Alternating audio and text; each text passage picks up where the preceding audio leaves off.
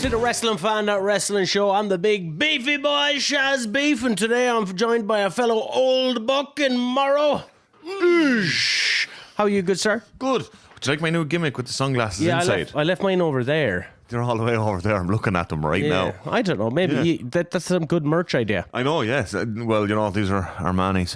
I got a discount on them because I can't actually afford Armani's. But you know what I mean? Today, we are going to delve into someone that was in the GOAT conversation not so long ago. Who has somewhat fallen to the wayside. It particularly struck me during the All-In conversation that yourself and Johnny Mortz have. Go check it out on the Wrestling Fan Wrestling Show, wherever you do your podcast listening, or on the YouTubes.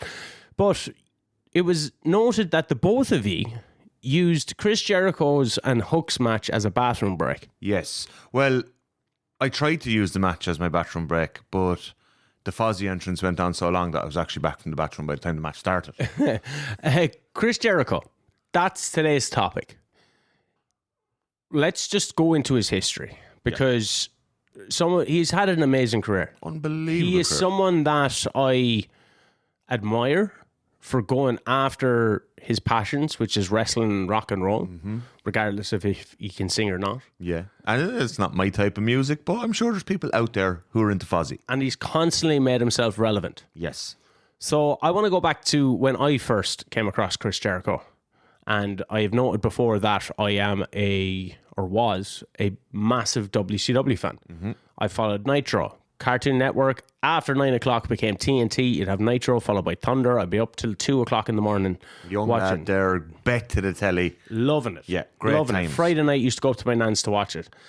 And Chris Jericho comes on the screen. Yeah. And he was always so entertaining. One of the most consistently compelling characters for about 3 years there in the late 90s. Like, he came in as a cruiserweight, and they had a lot of cruiserweights. Yeah. And, you know, sometimes they can blend into each other. You know, this guy does a flip, this guy does a flip. The ones that stood out to me were Dean Malenko, because he didn't have that style. Rey Mysterio, because he was unlike anything you'd ever seen. Yeah. Eddie Guerrero, because he had a lot of Latino heat, so to speak. And Chris Jericho. Yeah. Like, you had other guys in there like Hoovy, and you had Billy Kidman, of course, and Psychosis occasionally. El Dandy. You know, who are we to doubt El Dandy? Don't doubt El Dandy. But Chris Jericho always stood out. Yeah, like, you know, when you look back on that, you think of even people like Ultimo Guerrero and those, like, incredible matches that Ray had. 10-minute sprints on, I was going to say Dynamite, on Nitro every week. And, like, you know, there was that in the first hour, you were nearly guaranteed like a fantastic cruiserweight match. Blitzkrieg. I do remember Blitzkrieg. Yeah, he like came and went, but like AJ Styles showed up in the cruiserweight division after. Yeah. Like, there were always ones to give a national stage to. In fairness, people that probably were in ECW beforehand. Yeah, like Paul Heyman had the foresight to go, this type of wrestling will have an audience. Yeah, WWE even tried to catch up on them with the light heavyweight division. Yeah. Which was pretty much spearheaded by the likes of Taka Michinoku. Yeah, a fantastic wrestler. Fantastic, but it was never the same as the cruiserweights. No, they couldn't capture the same magic. And I don't think they gave the same type of, or maybe WCW didn't even just give that same type of character development, but it was like Chris Jericho. He kind of seemed, if you read his book, that the ideas were his own. Yeah. Well, I think probably what was happening there is you have people like Bischoff and all who are really heavily involved in booking the top of the card, the NWO stuff and so on. And a lot of what was happening in the Cruiserweight division, it was kind of very much, just go out and you have 15 minutes, go out and do your thing. You know what I mean? And then you got to see the creativity of these guys who were probably getting a lot more leeway by virtue of the fact no one cared. Nobody cared. Yeah. Like Jericho's 1,004 holes. Armbar. Honestly, like, one of the greatest professional wrestling promos of all time. Because it's so silly and so stupid. Silly, stupid, simple, but like totally fit his character. And also, like, you think of that as, you know, Dean Malenko is known as the man of 1,000 holes. Or positions. And then Jericho comes along with, I'm the man of 1,004. Like, it's so ridiculous and so stupid. But when he starts it works so well off Malenko's like perceived lack of character or charisma, though. You know, and they had a great feud. Fantastic. Obviously, Malenko's unmasking and stuff like that. But when he really stood out to me is.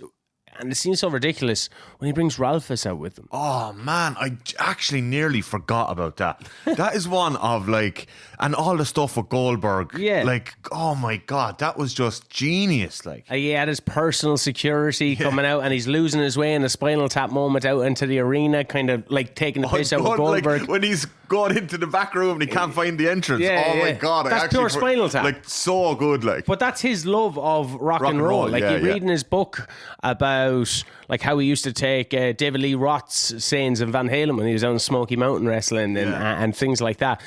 And like I wasn't aware of Chris Jericho before WCW. I was a 9-year-old kid just watching what was... And like, you know, back in those days, as you'll know, in Ireland, we didn't have access to like a lot of any really international stuff outside of WWE and WCW. Yeah. And that didn't really come for us until Wrestling Channel in, what was that, like 2004 maybe? Yeah. So Chris Jericho is just consistently entertaining. You know, Monday Night Jericho. Yeah. And he's coming up with different Jerichoholics, you know, coming up with different sayings, different catchphrases, and always willing to try out something different. Unfortunately, he comes up against Goldberg, who wasn't willing to... Goldberg didn't see Jericho as a viable money-making threat yet. Yeah. And or someone he could do a program with. And he didn't see cruiserweights as and funniness as a way to make money. Yeah. So, like, despite Jericho building up this feud with Goldberg, which is tremendously done without... Like, it's great to build up a feud without a willing participant. Yeah. You know, he's bringing in Ralphus. I think he had another security guard with him. You know, Goldberg spears him out of his shoes. Yeah. And like, it's all really good. And then he... Like a lot of those WCW wrestlers, and we've seen it with the Radicals a few years later, like they hit that glass ceiling. Yeah. And you're like, well, I don't see a way to get past the likes of Scott Hall, who wasn't even in world title contention. Yeah. Kevin Nash, Hulk Hogan, Ric Flair, Macho Man, Piper was there for stages. Lex Luger, The Giant, Goldberg. You know, eventually we started seeing Jeff Jarrett's and the Booker T's and the Scott Steiners and stuff. But like, he was definitely low on the totem pole. If you read his book, he calls it an Indian caste system. They just didn't see a way out. So eventually he goes to WWF in one of the greatest all-time debuts ever. Yeah. And I was listening to JR's book there recently, and he was going on about Chris, and he had to pitch Chris to Vince McMahon. And the first thing Vince McMahon asked was, how big is he? And he had to say, oh, he's 5'7", 5'10", and Vince was like, what? But he was full sure in Jericho's ability. He was a world traveler at that stage. He had been in, we mentioned Smoky Mountain, we mentioned ECW, WCW. CMLL. He was in Mexico, he was in Germany, he was in Canada, of course, and he went over, he had that Japanese thing with Liger, where he was playing a different version of Liger. He was in Frontier Martial Arts Wrestling, FMW, but he had a thing with Liger in New Japan, which apparently fell dead on its ass. Yeah, totally. And like Jericho, you know, I've seen him talk about in later years about how it was just like how heartbreaking nearly that was for him. You know, you get brought over to work with their top, as you said, the greatest junior heavyweight. Yeah, greatest junior heavyweight of all time. Like, I don't think that's even probably arguable. Like, who else could you put in that category with Liger over a time span like that with his achievements? Well, Rey Mysterio. Rey Mysterio, actually. Yeah, geez, sorry. Yeah. Rey Mysterio. Yeah, Rey Mysterio. But yeah, I suppose... There's a guy called Black Tiger. I think he was pretty good. He was pretty good too. I did enjoy a bit of the great Sasuke. He's fantastic. And Hayabusa, fantastic. Hayabusa was a chunky boy though. Do you think so? He carried a bit of muscle upper body. You know muscle, what I mean? yeah. Well, I don't mean chunky as in yeah. Carrying any excess flab or anything. Like, would you put Eddie Guerrero as junior heavyweight? Well, I suppose like it's hard. A part of his career is obviously a junior heavyweight, but also probably part of it is heavyweight. Yeah, and almost the most kind of memorable part of Guerrero's career is the heavyweight section. Same with Chris Jericho. Like, he probably would have been a junior heavyweight, but then he went on to exceed those expectations. Yeah, like Ospreay as or well. Even so did Rey Mysterio, but like, you would still kind of associate Rey Mysterio because he was so integral to that cruiserweight division. And also, like, even when he was in the heavyweight division, he was portrayed as... Yeah, and he maintained the style of a cruiserweight. Yeah. Okay, so... Yeah, Jericho gets past the whole Vince test. He goes to the McMansion. And like he took sorry, we haven't... He's debuting. Yeah, okay. Now, just pre-debut, we'll say. This debut. is coming up to 1999. Of course, there was a lot of talk about Y2K, the turn of the millennium. And Jericho, once again, has the foresight to go, you know what, I'm going to use this in the build-up to it. So we start seeing the countdown clock. Yeah, and that went on for... a long time. Yeah. And, Vince... I don't think was aware of who Chris Jericho was. He was just going by what JR. Yeah. Like, how can you go against JR as a talent scout? Yeah, like a lot of like you think of Regal now has been this like unbelievable talent scout, but like JR back then.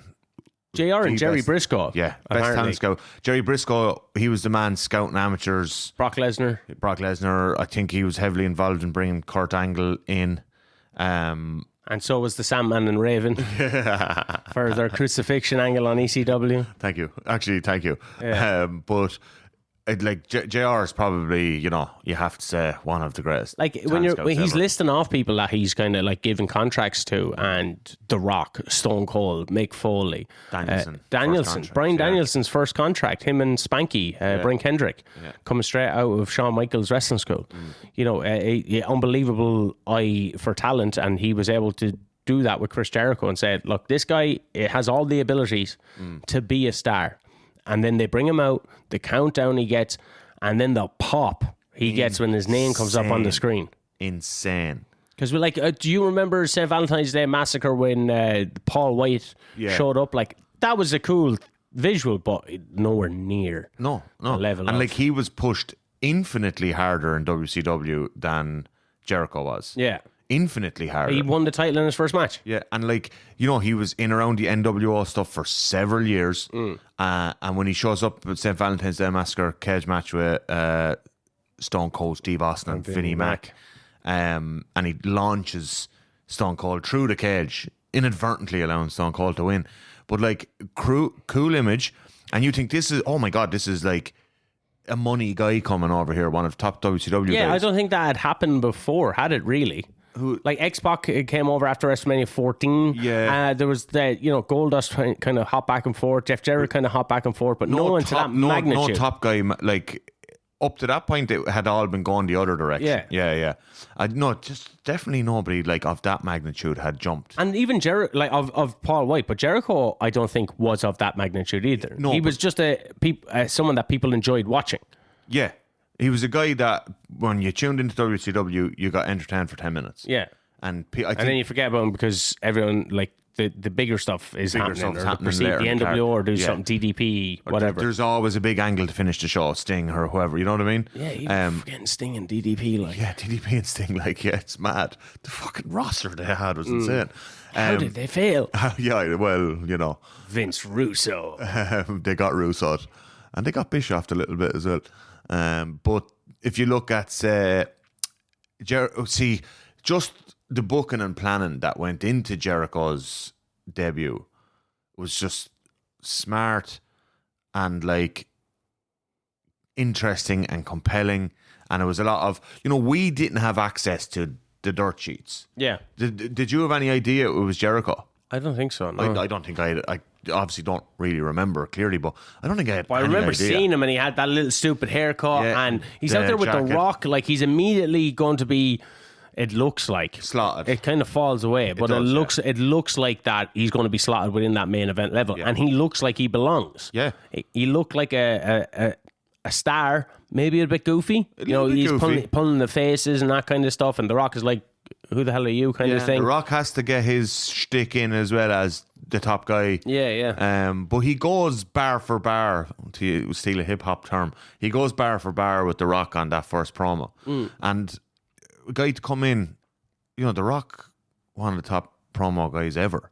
And for Jericho to come in and go bar for bar with him on that first night, was super exciting But from a fan perspective. But then it starts to kind of somewhat fall off for a bit. Like there was reports that he didn't get on with Triple H. Yeah. They're saying he couldn't wrestle our style. He's saying he couldn't wrestle. Yeah, and you're like, not even our style. They were saying he flat out couldn't wrestle. Yeah, he sucked. Yeah, Vince was apparently quite hard on him, and it was quite endemic of WWE or F at the time. Like you remember, Taz's debuts only a few months after this. He falls off. Yeah, you're kind of like, what the fuck are you doing? Yeah, like you're getting these great guys, like do something with them. And it really doesn't start to click back into place like for Jericho. Jericho was the purported one of the lads in the main event of WrestleMania 2000, WrestleMania 16. The four-way. Yeah, so that was just after he debuted, and then they put Mick Foley in that spot instead. Yeah, brought him like out of instant retirement. Which is like, what did he even end up doing on that card? I can't even remember. Was it like a triple threat? Triple threat intercontinental title match? Yeah, with like, was it Angle and Benoit? So I feel like that was it, yeah. I think that was that year. Yeah, like he did have a great run of matches. Yeah, and like that intercontinental scene stacked. Was so stacked at the time. Yeah. Like it's really, he started to get over again working with Eddie and China in the intercontinental title scene post WrestleMania 16. And like a lot of people, like we look at what happened with Jeff Jarrett, and I know him in China, he went off to WCW and everything, and he didn't turn lemons into lemonade. Jericho always seemed to have done it. Yeah. And like, there was in some ways at the time, and the guys like Eddie and Jericho, guys who went on to get over super massive, they were the guys who were very happy to work with China and bump and but very happy to throw themselves into everything. Yeah. Like look, we talk about like Swerve now. There's a guy who whatever you want me to do, I'll do. Yeah. What do you need me to do? I'll do it really well. Yeah, exactly.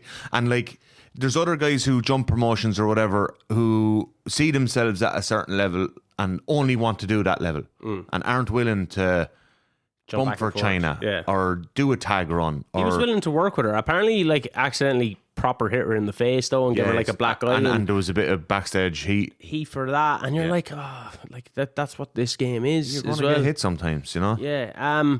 But he bumped his ass off for China, made her look godly, you know what I mean? But he was always in that kind of mid-card or maybe upper mid-card realm.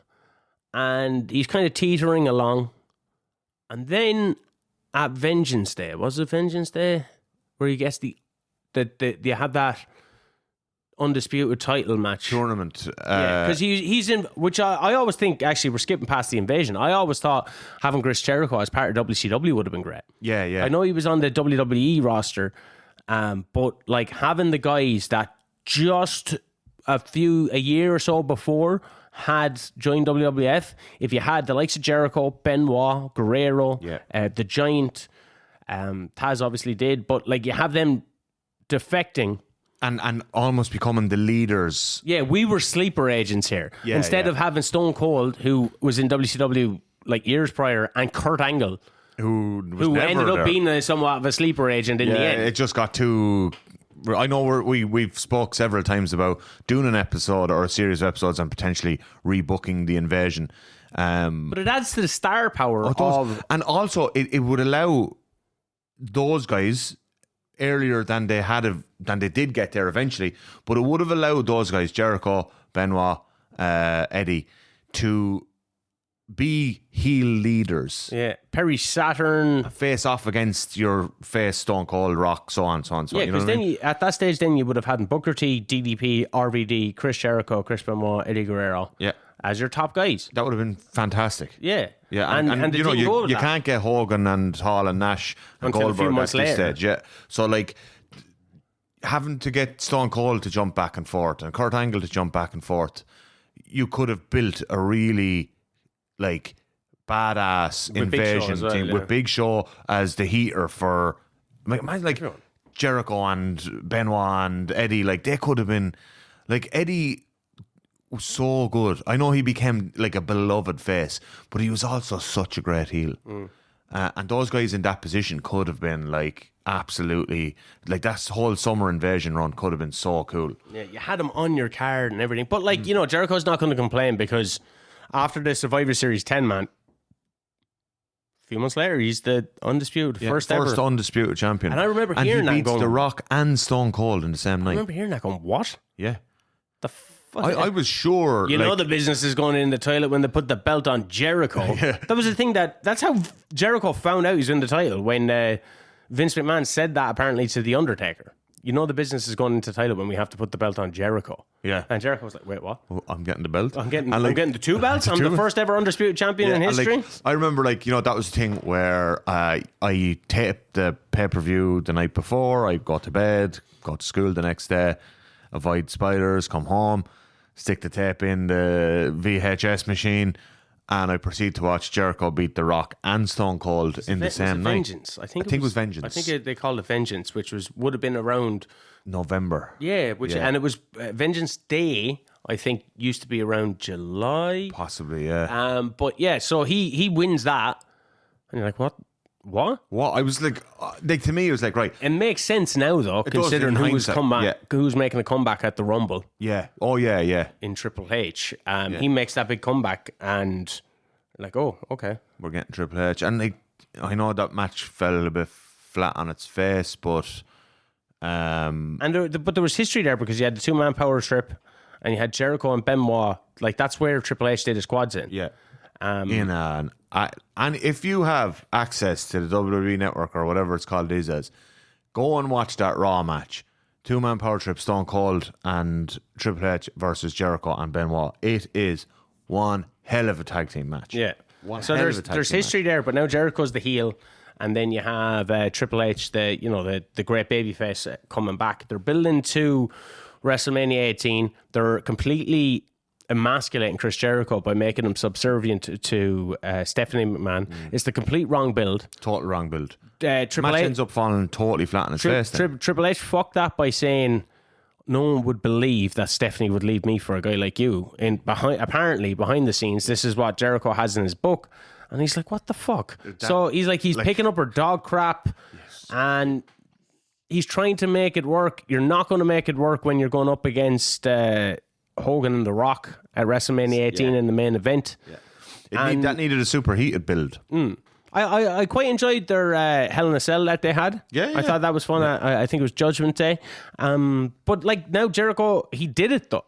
He main evented WrestleMania within 2.5 years of. I suppose it was in 2.5. 2.5 years of starting in WWF. Main evented in his home country of Canada, and he's the first ever undisputed champion. Like that's a Hall of Fame career right there. Yeah. And it was in like a good bit away from actually finishing. Like what? Like that's 2001. We're having this conversation. 2002. Sorry, yeah. It's 22 years later.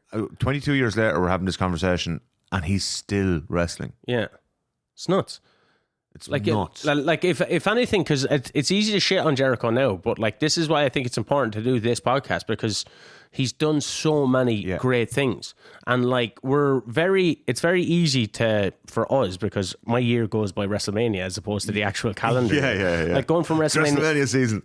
Like going from WrestleMania 18, and then he starts feuding with Shawn Michaels by WrestleMania 19. They have that Royal Rumble kind of spot. Yes. And I was so thirsty for that. Thirsty for that. And like Christian, was it that when Christian comes out like this? Yeah. As Jericho, and Jericho fucking throws out Shawn then from there. Yeah. That's 2003? No, they have WrestleMania 19 is in 2003 in Seattle. Yeah. So that Royal Rumble where they're building up those two. Yeah. Is it Jericho comes out number 2, Shawn comes out number 1, and Christian comes out in Jericho's place. So Shawn is waiting for Jericho to make his entrance, and then Jericho comes in behind and throws him out. Yeah. And you're like, you dick. What a dick move. You dick. And apparently they had faced off before, and they both kind of met each other back going, this is a money feud. And like that was such a thing to me. It was like such obvious chemistry. Look at them. Like Even the packages that they had beforehand, where you show Shawn Michaels doing a move, and then Jericho back when he's just starting up doing the same move. Yeah. You know, you look at what was the name of his tag team with Lance Storm? Oh, the one in Smoky Mountain. Oh, yeah. Sudden Impact, no. Something like that. Deep Impact, Sudden Impact. Some Thrill Seekers. The Thrill Seekers. The Thrill Seekers, yeah. As you look at some of those vignettes now, you're like, what the fuck? They're actually sensational. Yeah. You know what I mean? They're like the Outrunners now. They are like the Outrunners except now. like the Outrunners are intentionally bad. But you see the similarities in the way Chris Jericho dressed and all he back was then. clearly a massive Shawn Michaels fan, you know, and his style, everything. And like, to me, it was like, I felt at the time that like Jericho was the new generation of Shawn Michaels. So to be able to see that feud on WrestleMania, I was like, this is this is just the easiest booking W you're ever going to have. Yeah. And, you know, towards the end, then he kicks him in the nads after the hug, and, you know, like, Shawn Michaels beats him with like not a victory roll, like a back roll. Yeah. He like hooks him on behind, and then it's kind of, they shake hands and Jericho's crying, and then he just kicks him in the nuts. Yeah. Fucking beautiful. Stuff. And like, two of Jericho's best ever programs in WWE are with Shawn Michaels. Yeah. To be fair, we'll get to that. Get the second one, because the second one is like all timer, like that's Hall of Fame level stuff right there. But it doesn't take him long. Like 2 years after this, then he's 2.5 years after that, he's leaving the company. He has a WrestleMania 20 match with Christian. You know, they're in a little tag team WrestleMania 20 match with Christian, where Trish Stratus turns on Jericho. Yeah. But like, Christian and Jericho had like a bet going on to see who could get with Trish, $1 Canadian, and Jericho started falling in love with her, and that all got a bit convoluted, and it was a bit silly. It didn't, like, because I don't like, a lot of that is, I always felt Christian just got the raw end of the booking stick for so long in WWE. Well, like, to be fair, getting like Trish Stratus on your arm and like snogging the face off her at WrestleMania 20, you know, that's not the raw end of any fucking booking stick. Yeah, I suppose, you put it like that. Yeah. You won me over. And then by WrestleMania 21, like, I don't have much that stands out in between. I've no doubt I'm forgetting stuff. Yeah, but like, there was a period there, like 2005, 2006. Like 2006, he's gone. So WrestleMania 21, he has the Money in the Bank ladder match. Yeah, which he's famed for creating or something. It was apparently the briefcase cash-in idea. Was his. That was Jericho's idea, and obviously that in and of itself, I know now we complain that the idea has gotten stale.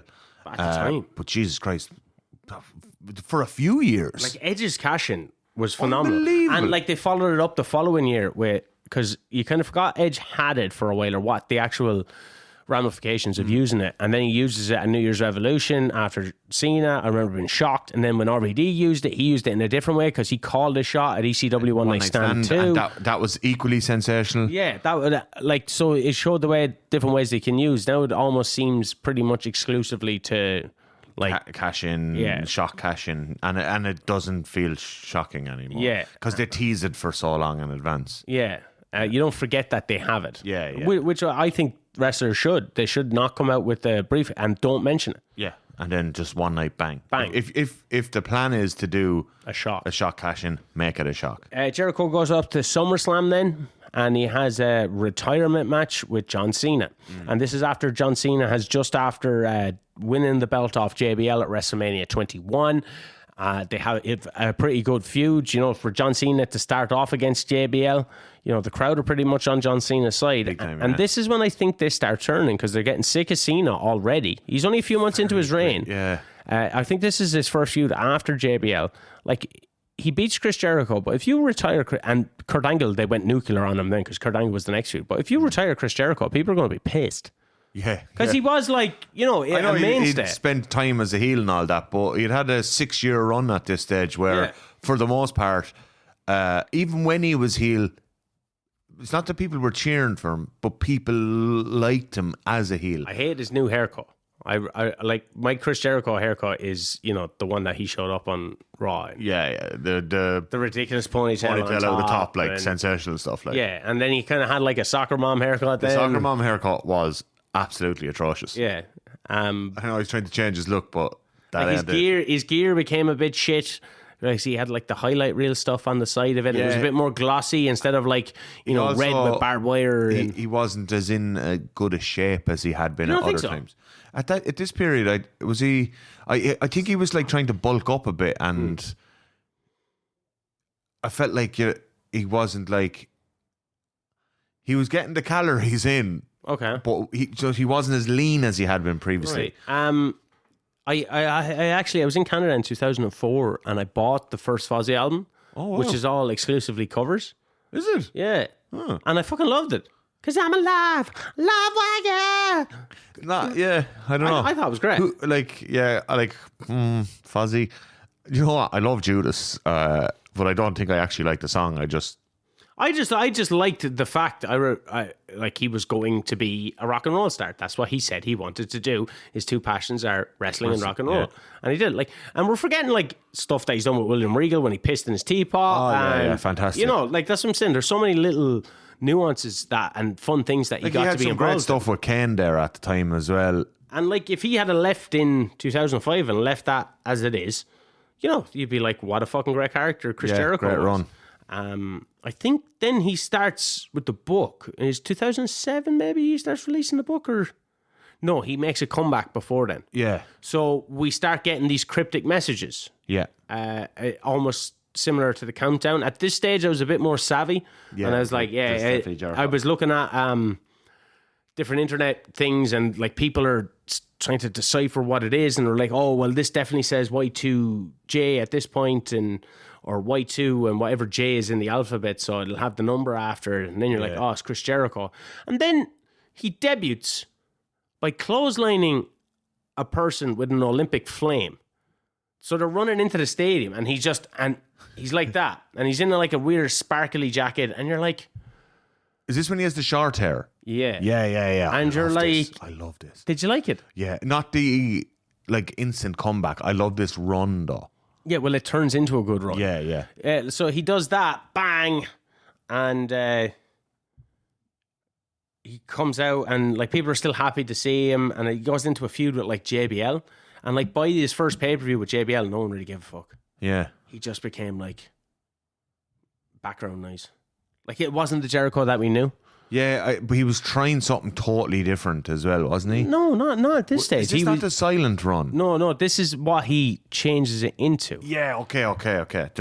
So like we get this kind of like impersonation of what Chris Jericho was. Yeah. You know, he wasn't the old Jericho. He had short hair, tights were a bit crap, but then he starts coming out to the fans and like, you know, making a big return and all that, and then... This is the part I remember distinctly. And then he wouldn't say anything. Yeah. And then he just walk out, and you're like, what the fuck? I loved this. Was this at the start, no? I thought he started, and now, look, a lot of that time frame is quite hazy for me. Yeah, I don't think that he did that at the start. I think he tried to be... I'm in university at this stage. He tried to be old Jericho before he was like, you know what, I'm turning heel now. Yeah. And, you know, does he have the light jacket then at that stage? Then he starts doing all this. It's really over the top. Like, what was even that WrestleMania? Does he do anything at that WrestleMania? Is he in another Money in the Bank ladder match? Is this 07? Yeah, he makes his comeback in 07, so 08. Maybe, yeah. And this is when he goes into that, like, the really one of his greatest ever feuds over that summer with HBK. When he punches Shawn Michaels' wife in the face. What an angle. Brilliant. What an angle. And just the whole build of that storyline. And, like, the ladder match. Is that the ladder match? And, like he has feuds with Rey Mysterio where he pulls off Rey's mask when he's going for the 619. And fantastic. He comes out in the suit. He's wearing tights. Yeah. You know, it's a completely different presentation of Jericho. And that's when you're going, whoa, this guy has notches on his belt. You know, he can change... He can do any... Like he starts speaking in long sentences. And, you know, he's not the same... like obnoxious Chris Jericho. He's a lot more reserved and more like cerebral, and like, I don't know, did he say, or did someone else compare it to this run wasn't too long after the Tom Cruise Jamie Foxx Collateral film, right? Did he compare it to that? I don't know if he did, or did I read someone else comparing it, but like, you can, you know, that film comes out and it's like Tom Cruise as an evil, slow-speaking hitman in the mid-2000s. Like, fuck, that's a departure for Cruz. And I feel like, Jericho, maybe he said or someone else, like I said, don't know. But what he then does is kind of akin to a reinvention like that. It's like the dynamism of all of Chris Jericho's previous characters. He's stripped all that out and become this like cerebral killer. Yeah. And it was great. Like he's the world title looked good on him. He gets into a feud then with Mickey Rourke. Oh yeah. The wrestler movie, WrestleMania 25, the wrestler movie came out in 2009 after that great feud with Shawn Michaels. There were so much little things. Like that's really like one of, I think, WWE's most underrated greatest feuds ever. Like, I know people still do talk about to this day, 15, 16 years on, but like really like that was the feud that Shawn Michaels and Triple H never had. I know Shawn Michaels and Triple H did have some feuds, but they, to me, never reached that level of thought and execution. Oh, right, fair enough. Do you get me? Shawn Michaels and Triple H were ready-made for great feuds because of their own history, but it never really clicked. Maybe barring the 2002 comeback SummerSlam street fight feud. Triple H attacks Shawn Michaels in the back room when DX are reforming. Yeah, like maybe that one was probably the closest they got to having a really top level great feud. But I felt like the Chris Jericho Shawn Michaels one. Do you think that was the first time Chris Jericho felt like the main character? Yeah, probably. Yeah. Like, even when he was the undisputed champion, he felt like secondary to still like the Rock. Even WrestleMania 18 would allude to that Hogan, fact. That was the main event. Yeah. Everyone knew that coming in, and everyone knew that coming out of the thing. But it was the first time that he felt, for me anyway. It was like main character energy, as the kids on the internet say today. I always find it interesting because there was talk. Maybe it wasn't long after this. Maybe it was just before this. Before that comeback, there was talk he was going to go to TNA. He could have done some great stuff there. Because Fozzy did Bound for Glory, or Bound for Glory theme song. Yeah. And you're like, oh, there's Chris Jericho on TNA Wrestling. Oh, he must be coming in. Yeah. I always thought that would have been interesting. I don't think he would have, I won't say contributed a lot, but I don't think he would have had the star power as maybe what Kurt Angle initially did. Yeah, I don't think like... It's easy to look back in hindsight and say, oh my God, Chris Jericho, a massive star, could have done huge things for TNA. But I actually think that level of stardom that TNA needed him to be didn't come till slightly after. Right. When the move would have been made, Yeah. So like in hindsight, it seems like that would have been a huge get. But like he had been gone from WWE for a while. He hadn't yet done the stuff with Shawn Michaels. He hadn't yet felt like the main character of WWE. Yeah. And whereas Kurt Angle, before he went, had several times between like 01 and 05 where he felt like the main character. And not only the main character, but very clearly the best guy there as well. Yeah. Whereas I don't think Jericho had that yet. And that came after. I really liked his matches with Ricky Steamboat. Oh, like that, to me, like... That's wrestling. That is perfect. Perfect pro wrestling. And, like, you can tell what having a fan of pro wrestling, being a really good wrestler, does. Yes. Like, Chris Jericho loved Ricky Steamboat. In his book, he has a photo with him and Ricky Steamboat, and he fucking... How could you not love Ricky? How could you not, Ricky? Like, and they did the two of them. Like, you could see in that WrestleMania 25, it was 3 against 1. 3-on-1, fantastic it stuff. Was Piper, Snuka, and Steamboat. Yeah, and Steamboat just looked amazing. Amazing. And then like they had that match at Backlash. It's sensational match. It was a banger. Like Steamboat doing dives over the ropes and everything. And like it was so. I remember watching that like at the time, and like I want Steamboat to win a title here. Yeah, it was so. It was almost like this like fuzzy feel good thing, It was like he looked great. The tights even looked cool. He looked in great shape. Yeah. What age was he? It's mad. I think he was like significantly younger then than like Jericho is now. Yeah. Or I think he might have been the same age then as Jericho is now. Which is nuts when you think about it. Like how many years would you have missed out on Ricky Steamboat? But like when you look back on, like I was only saying it to my mate the other day, I was like, Rick Rude. I showed him a photo of Rick Rude when he was like 24. And I was like, why did you think he was? And he's like, I don't know, he's about 42 there. Yeah. I was like, no, he died at 41, which was like 16 years after this photo was taken. Or was like John Tenta. I showed him John Tenta. John Tenta at 25 looked 47. Yeah, it's like, Yeah. And he was like, why did wrestlers look older back It then? wasn't just wrestlers. Do you ever look at like Premier League footballers from the early 90s? Yeah. Or mid 90s? I suppose. Like those. Eric Cantona did not look like an athlete, but he was a beast of a man. Yeah, like, and there's this guy who played for Newcastle in the like mid early 90s. He had a tash, and he was like 24 years of age, and he looked 40. Like, But like, especially that we had that podcast of why wrestlers die young, and we talked about the lifestyle, and hard going at it hard. Jericho is now apparently a bit of a party animal as well. Wouldn't surprise me. Apparently, he has these things. Are they called buddies or daddies? Where he just mixes vodka and water, and that's what he drinks because there's no calories in it.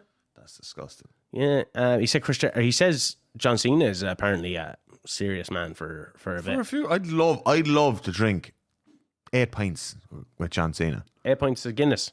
I'll buy them all. Yeah. John.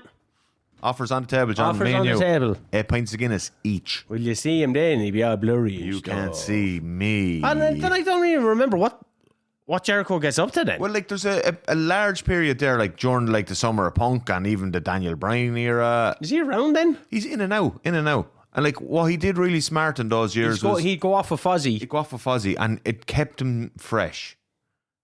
And he did that for a significant period of time. So when does he go up against CM Punk? Is that WrestleMania 26? That's Hardly. before he goes for like those periods of in and out, isn't it? Is that WrestleMania 26? Hardly. It doesn't seem like that. Punk wouldn't have been at that level at WrestleMania 26. What year was 26? 2010? 2010. No, this is 2011. After 2011 was the summer of Punk. Yeah. But Punk had been doing like... WrestleMania 27, 28 when he goes up against CM Punk and he's trying to get him to like... start drinking again. He hits him over the face with the good heel shtick there. Bottle of Jack. Yeah. Apparently he wanted to tattoo CM Punk. Yeah. With his own initials, and Vince didn't get it. I'm like, that's phenomenal. Yeah, that is like Punk was all for it. Yeah, well, Punk, like, who can give a shit? Especially in that era, Punk, like, he was up for anything to make a feud feel more real and heated. Yeah. And that match never really hit for me. No. Even though I thought like it had a semi-interesting build, like a pretty decent build, but I suppose a lot of that era didn't hit for me anyway. And a lot of WrestleManias then, like a few year spell, just became 26 Edge 2010. Edge makes a comeback in 2010. He was teaming with Chris Jericho beforehand, and then he goes up against... Does he make his comeback? Yeah, Edge and Chris Jericho have a match at WrestleMania, don't they? Yeah. I think that's WrestleMania 26. Sorry, Alan. Alan hates us when we have to do our research. But like we've mentioned this loads of times that it all blends into each other in this era. Man, like, all WrestleManias look the same. They all have the same color theme. Nothing stands out. Outside of Undertaker matches, everything from WrestleMania 34 to 40 may as well be the same for me. Well, this is like from 26 onwards. I know, but I mean from 24 to 40. I'm surprised I remember the Mickey Rourke thing, because Edge gets injured. And I think him and Jericho are teaming, and then Jericho comes out, and this is where Jericho happens. Yeah, so Jericho brings Big Show, and he kind of starts slagging off Edge, saying he doesn't have the physicality to be able to do it and all that. And then Edge makes a comeback and he goes up against Jericho 26, yeah? Yeah, Jericho beats Edge by pinfall. Boom! Remember that? And then you have Punk and Jericho eventually. Yeah. Which was a cool feud. I remember Jericho, though. That was quite good. Because Jericho was always looking for a heater. He had Lance Cade for a while. Yeah. That kind of fell to the wayside. And then... The Jericho stuff was brilliant because... they had, and I think at this stage, both of them had, in a way, kind of gotten a little bit stale. And the dynamic the two of them had on screen together, like, kind of reinvigorated the two of them. And Big Show just looked weird in this phase. He had the two-tone tights and the bald head, and you're just like, just hard to look at. Yeah, he looked strange. He looked weird. Yeah, but it was that was a fun kind of like little side step. But I was interested in Edge and Jericho as a team, and then sure Edge obviously comes back. So you have, I think it's at WrestleMania 28. I think is Jericho and CM Punk. So at 27 he's probably doing something else. I can't remember. And then at 29 he has Fandango. Yeah, and he puts him over, and he fucks off then because he's like, these lads obviously don't have anything for me. Yeah. I remember seeing Fandango his first ever match on WWE. If you take out NXT or whatever. Yeah. This is Fandango's first match in WWE. It's WrestleMania. He leg drops Chris Jericho. Jericho builds up the feud. Gets the theme song over, the two of them. And then Fandango goes onto nothing. Like, why are you bringing in a character? I know, and have Jericho put him over at WrestleMania and then do nothing with him. But Jericho knew the writing was on the wall then. I feel like he did, yeah. And then he pissed off again. And he took, I felt like he was gone for an extended period. Yeah, I think he came back for a Royal Rumble or something, or maybe he came back for that Royal Rumble. Yeah, maybe it was. Yeah, he took a break and then came back for that Royal Rumble. Yeah. He took another break. He's doing more stuff with Fozzy. He released another book. Yeah. Did you ever read those? I read one of his books, but I found it painful. Really? Yeah. Like, he really does come across like a bit of an asshole. Yeah, he's so arrogant. And I've heard some stories about him in real life from people that are within the music sphere to say, yeah, he's a bit of an asshole when it comes to like Fozzy stuff. Yeah. But like reading the book, you have to admire him. You have to respect him. Stories are fantastic. Like he starts off in the Heart Dungeon, in the Heart Training Camp. Him and Lance Storm, they kind of eye each other up immediately as two guys that are going to be athletes. They start, like how the name Jericho came about, his love for rock music, and going off to like different far parts of the world. Like his stories in Germany are great. Yeah, like living in shitholes, but having a great time. Yeah, wrestling and like going to Mexico. And doing it for the love of the game, Yeah, and like his first time he met Eddie Guerrero and he said Eddie was an asshole. Yeah, they didn't get on at first. Then they became fucking close friends. Besties. Like trying to get onto like an ECW show. Yeah. And his he had matches, some great matches on ECW. Yeah, I think his matches with, was it Benoit? Yeah. He had a really good match with Benoit that was used as a tryout tape for ECW or WCW. Yeah. But I think he got on ECW through. It's very. The man has such a long career. But but his second book is great because it starts going into all the problems with Triple H. Because his first book ends when he debuts WWE. Yeah, and then his next book is like the next 8 years. So there's some nice stories in there. I think that's the one I read. No, it's a long time ago. But then, like, because we get up then to, I suppose, where do you go? Like, what next is Kevin Owens' run? Is that 2015? Like, that's the thing that stands out. Yeah. In that section of his WWE career. He makes a comeback, creates you just made the list. The list of Jericho, got that over, got it clicking a pen over. Yeah, like this is when you're like, oh wow, this, not even just been like, oh wow, this guy is great. You always knew Jericho was great, but like 16, 17 even this like was. just the little things he was able to establish. And he goes on a great run with Kevin Owens. Oh, fantastic. The Festival of Friendship. Yeah. My best friend in the whole wide world, Kevin Owens. Yeah, like he didn't it wasn't anticipated that the Festival of Friendship would be in any way good. And it was fantastic. It was brilliant. Like with the list, and he turns and he goes, "Why is my name on it?" Yeah. And he used Game of Thrones as a reference. And that's the thing with Jericho. I think he used a lot of movies pop culture stuff as a reference, and that's why it helps get over with people, because there's an immediate resonance with connectivity to something else in your life outside of wrestling. Apparently, he worked really close with Jimmy Jacobs on it. Yeah, and like the thing here, the real big booking mistake in this whole, I know what you're gonna say. Goldberg beating KO. Yeah. And it becomes a US title. Yeah, instead of, it should have been. Like, what was the hottest program in WWE?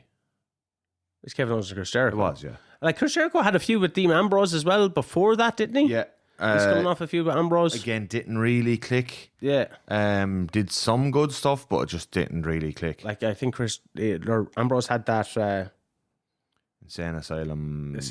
Ambrose Asylum match, and he goes into the thumbtacks, and there was a potted plant, and just like, what the fuck? It just thinks that's why Kevin Owens and Jericho stood out. Yeah, you know, and Owens winning the title. They had crafted like a very clever multi-month story between Jericho and KO, where you, as an audience member, you knew where this was going, but you were all in on it, and you knew that Kevin Owens, that dastardly prick, is going to turn on Jericho right when the time is right, and he did.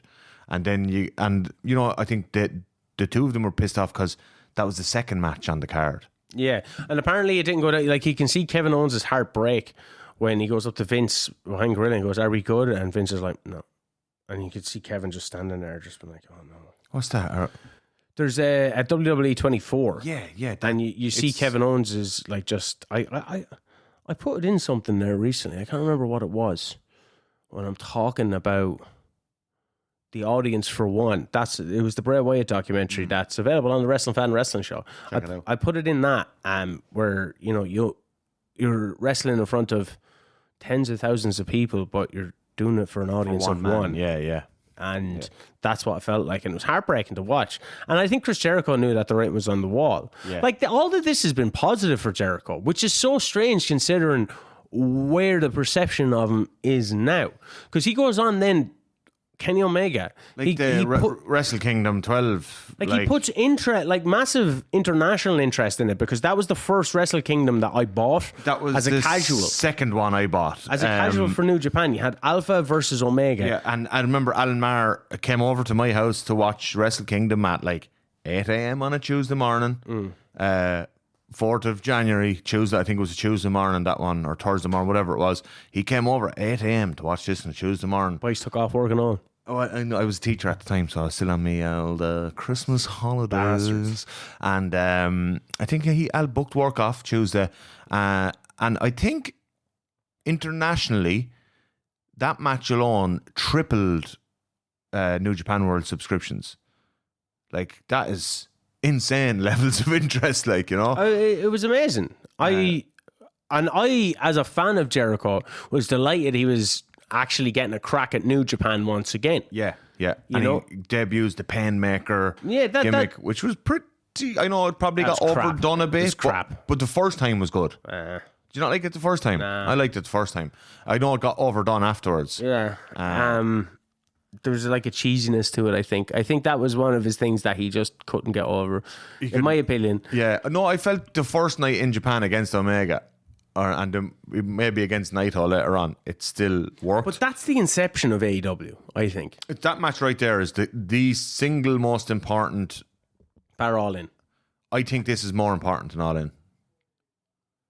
Because it opened up that world to a lot more casuals? Yes. And I think it showed the business it did, the tripling of international subscriptions to New Japan World, showed people like Tony Khan, who might be willing to invest in a wrestling company, there's guys out here that can drive business.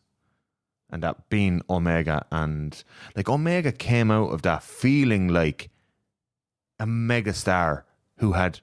How did anyone in that era become a megastar outside of the WWE system?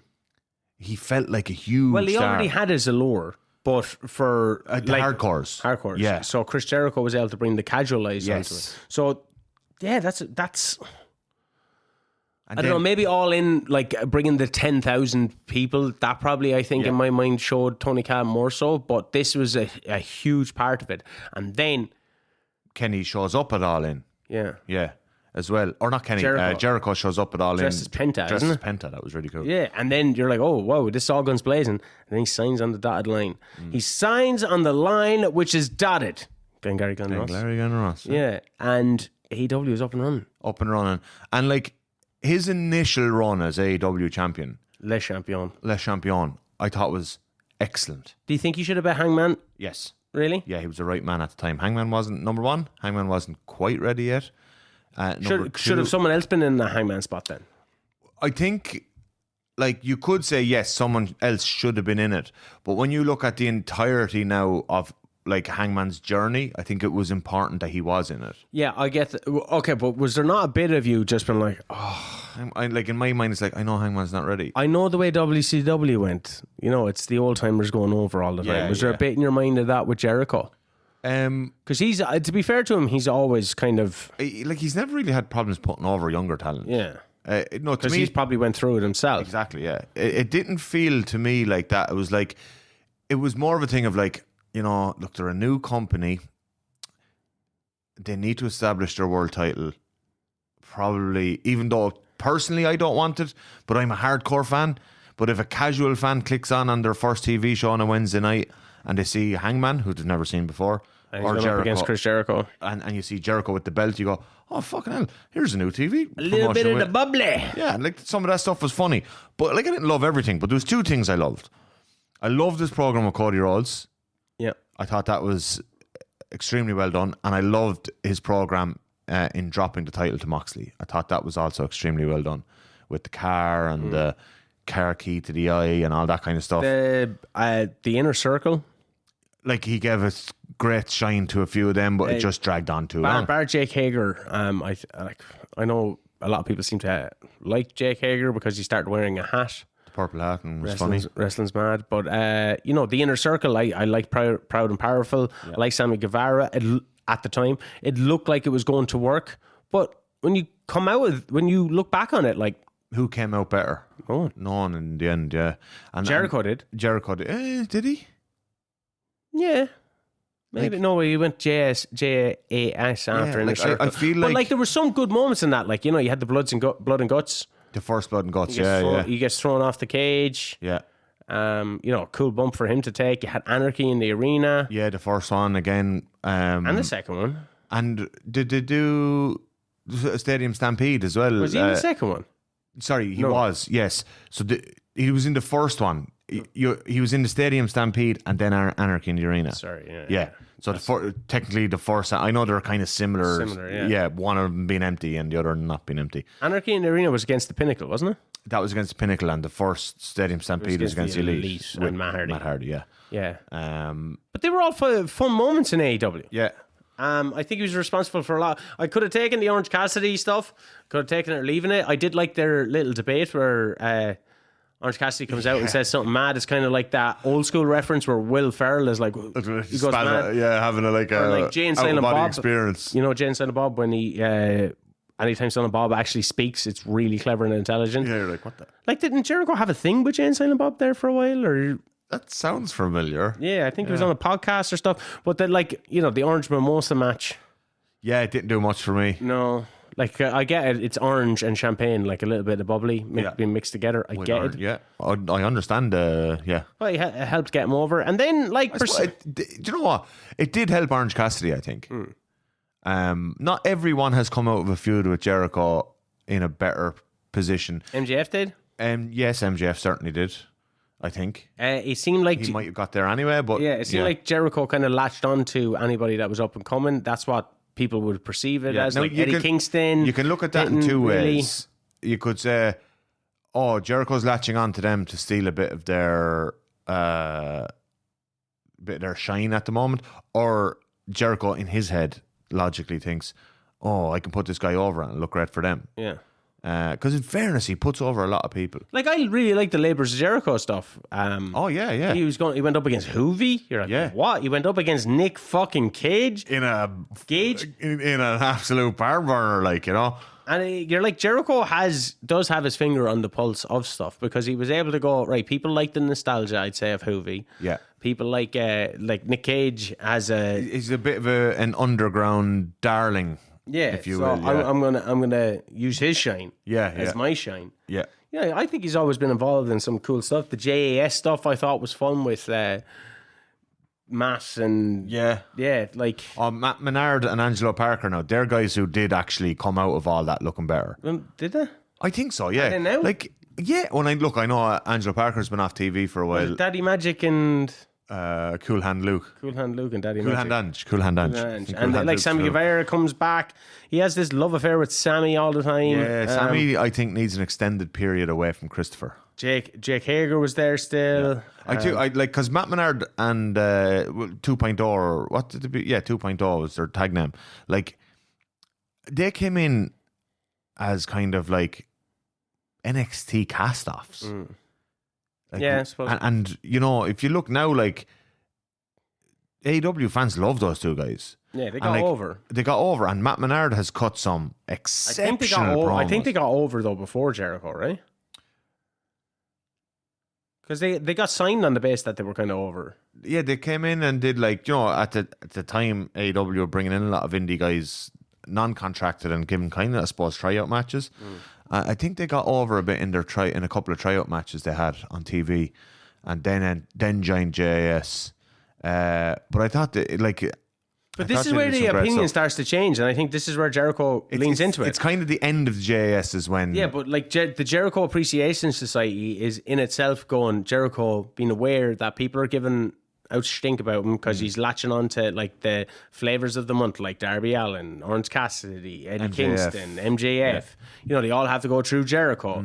Even now it's Hook and back to Orange Cassidy. And so he's leaning into it. Bill he's leaning into it. Now he's leaning into it more with the learning tree. He's like, hey guys, kind of like it. I love Big Bill in itself. I think he's going to be a great babyface because we've mentioned it before. You mentioned it separately. I've mentioned it separately. His story is phenomenal. The real life story, amazing. And I think he said this week, 5 years sober very recently. Absolutely. And he looks like a world champion. Yeah. He should be. And he has great personality as well. I'd love to see Enzo back.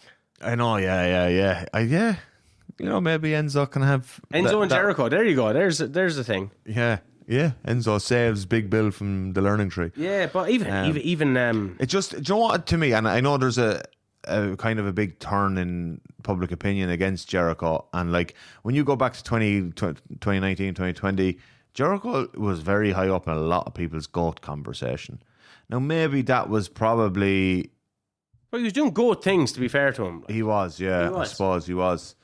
And now, people are very harsh on him.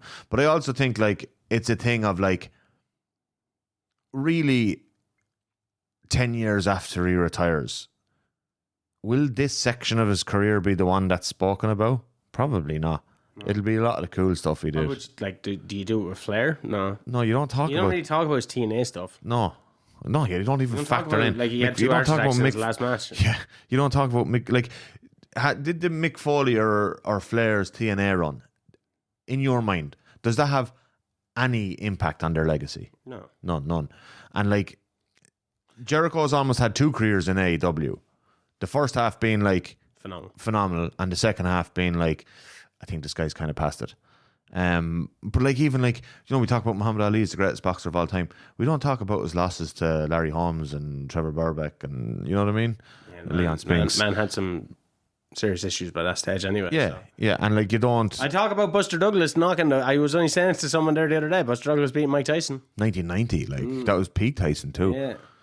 90-1 underdog or something absolutely bananas. Yeah. So Chris Jericho, would he be considered one of the GOATs for you, top 5? No, not top 5. Really? Yeah. He was for me for a while, because I was looking at it going, right, just being objective of the career that he's had. No one who can match him. Taker, the longevity, the relevancy. Taker, relevancy for that length of time. Fucking, jeez, not too many people know. Yeah, when you think of Kurt Angle's top run, a lot of people would consider him top 5 of all time. 7 years total. Yeah. Excluding TNA and all that, but he came in at late 99, around the same time as Jericho. Yeah, even after a few months, 2 months after Survivor Jericho. Series 1999 was when he made his debut, I think. Yeah, 3 months after Jericho. He was gone in WWE by 2006. Yeah, so less than 7 years. And he was in TNA, and he had a nice run in TNA, but... Yeah. I know, how heavily do you weigh longevity in the GOAT conversation? To me, I would, obviously, Flair... Stone Cold for me is always in the GOAT conversation, even though his run was short. It was his top run was short, but it was 4 years or so. Yeah, it was so memorable. So memorable. To go from 1996 to 2003. WrestleMania 19 is when he has that match with Rock, but he was also after coming back from hiatus because he had the match with Scott Hall at 18. I generally took his ball and went home. Yeah, I generally go from 1996 to 2002 or even 2001. I know I just hated the Alliance stuff. So yeah, that was bad. But he was still there, I suppose. But main Austin is up until that turn in 2001. I think. Yeah, until he shook Vince McMahon's hand. Like a super short run, but like one of the most memorable and impactful runs in the history of the business. So like I'd have guys like that ahead of Jericho. I'd have Angle ahead of him, even though like a shorter run. And then I'd like Okada. Shut up, Okada ahead of Jericho. Yeah, I would. In top 5 of all time. Yeah. Okada ahead of Jericho. Yeah, like his 2012 to 2022 New Japan run You cop on. No wonder they call you Tokyo Dome. I know. Okada ahead of Jericho. Yeah, I would, Okada in TNA. Remember that? No. Nobody does. Okada in AEW. Anyone remember that? No, and it's still happening. Yeah, bitch. Who gives a fuck? Okada ahead of Jericho. Yeah. Would you cop on? He's one of the saviors of a whole wrestling promotion. You just said Chris Jericho came in and tripled their profits. International. Yeah, Okada didn't do that. Good. Yeah, greatest of all time. Over Jericho. Him and Tanahashi rebuilt the domestic market for a solid 5 years. Yeah, Jericho came in and tripled that shit, son. No, they didn't triple that. Tripled the international market, yeah. Yeah, I'm talking about the Japanese market. You cop on. Okada ahead of Jericho. Yeah, like are you for real? Yeah, I'd have Okada ahead of Jericho. You're not. You're only joking with me. I would 100% have Okada ahead of Jericho. I thought you were a sound thinking person. No, I think that's very fair. No, it's not. Yeah, I think it is. It's not. I think your glasses have... I got these from ruined Okada. your perception. I got these from Okada. I'd have Okada ahead of Jericho probably. Yeah, I probably would. I haven't really thought about this. I'd also have Omega ahead of Jericho, but that could be just a lot. Who else? I'm trying to think. Shawn Michaels. Yeah, I can take Shawn Michaels. I can't take Kenny Omega and Okada. Yeah, stop going back to names that are beloved. Omega and Okada ahead of... Yeah. We just went through the whole man's career. Yeah. Let's do Okada next week. No, let's not Omega do Okada. The week after. You fill me in on Okada's amazing class career, which I no doubt he has had, but it is in no way comparable to Chris Jericho's. My favorite ever title run is Okada's 2-year run with the IWGP. He had about 2 matches during it. 12 defenses. Sensational. And absolutely love it. It's my favourite title run ever. Enough to say, I'm just throwing names off the top of my 12 head. defenses in 2 years, boy. Yeah, because Logan Paul-esque. Each one of them felt like a Logan Paul is also a goat ahead of Jericho. Oh, fuck that. Logan Paul. There's 2 title defenses. Yeah. Let's do a Logan Paul career retrospective. Did he wrestle in Japan? No, not in Tokyo Dome anyway. Wonder why? Why didn't he wrestle in Japan? Why? I love Dominic Mysterio for that. Yeah, but like, Jesus, Jericho, like, probably, definitely in career terms. Like, I'm so checked out of this conversation after that Okada. Okada's had a better career than Jericho. This has been the end of the Wrestling Fan Wrestling Show. Not just this episode. Again. I can't believe you. I thought you were a good wrestling man. Obviously not. I love Okada. Yeah, you do. That's been the end of this episode. You can like, subscribe, and comment below if you think this guy's a whack job. Some of your best Chris Jericho memories in the comments below, please. We have lots of things coming up on the Wrestling Fan Wrestling Show. Hopefully the JBL documentary has been released at this stage. I'm just waiting to export it now.